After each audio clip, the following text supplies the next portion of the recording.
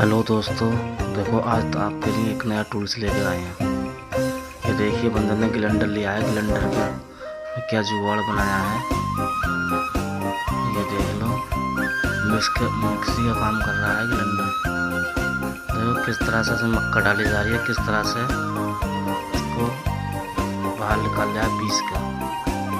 ये देखो बाल्टी लिए, बाल्टी में उसने जुगाड़ किया। दोस्तों लाइक करें, शेयर करें।